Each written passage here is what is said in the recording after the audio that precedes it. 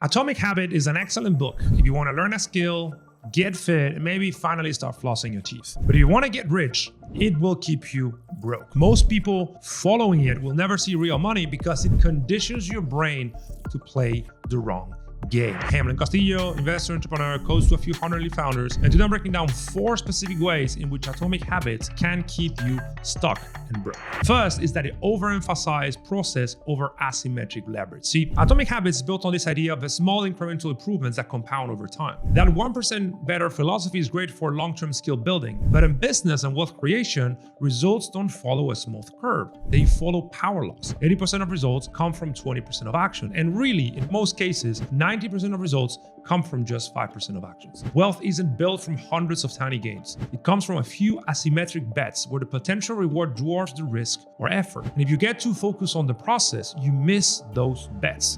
And you can't keep grinding for years going nowhere. And the problem is that your brain ends up rewarding you for getting better. Your dopamine ends up getting focused on the process, even if you're getting better at something that is irrelevant. Example, you can be world-class at writing cold outreach emails in a market that is slowly dying. That is a world-class skill with zero leverage. I even spent 6 months building a cold email machine for an offer that I later learned could not be sold through email. That was very painful. So this is the problem of local optimization, getting very good at things that don't matter. But even if you avoid this trap, you can fall for trap number 2, which is the illusion of control in a chaotic world. See, the subconscious mind loves routine because it reduces uncertainty. So focusing on having perfect habits and routine makes you feel safe. And that's great for stability. But wealth creation happens in chaotic environments where big opportunities are unpredictable. Markets shift, technology destroys entire business models, competitors move faster, and the people that get rich are pattern recognizers. They constantly revise their beliefs and strategies based on new evidence to capitalize on those opportunities. So habits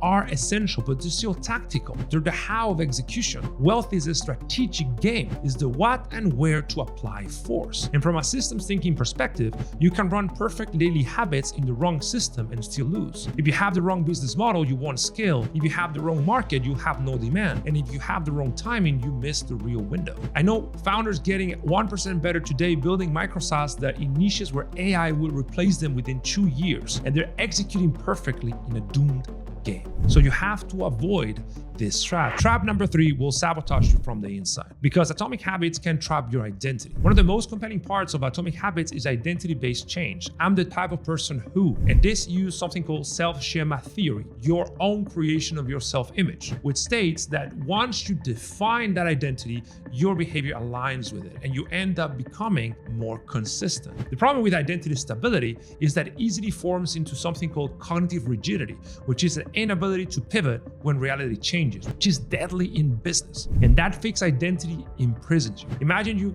don't think you're a technical founder, so you keep coding instead of learning distribution. Or you see yourself as a bootstrapper and you keep raising capital when the market demands speed. Or you want to be hands-on on every detail and you can't delegate fast enough to scale. There's plenty of research that shows us that entrepreneurs tend to have high cognitive flexibility, which is the ability to shift between mental modes and strategies without emotional friction. Elite founders are like Bruce Lee's water. They are fluid enough to unlearn and relearn. To shape their identity will serve the bigger goal and never get fixated in old patterns just because they're comfortable.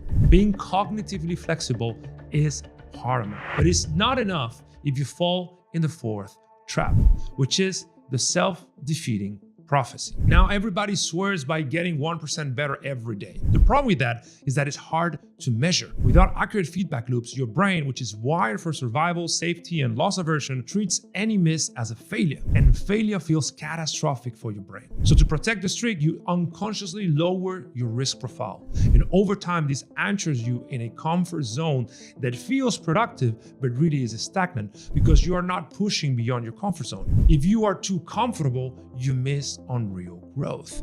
See, the principle of neurons that fire together, wire together, means you need high intensity, novel experiences to create the kind of adaptations that wealth building requires. Some days you will show up and make 1% process.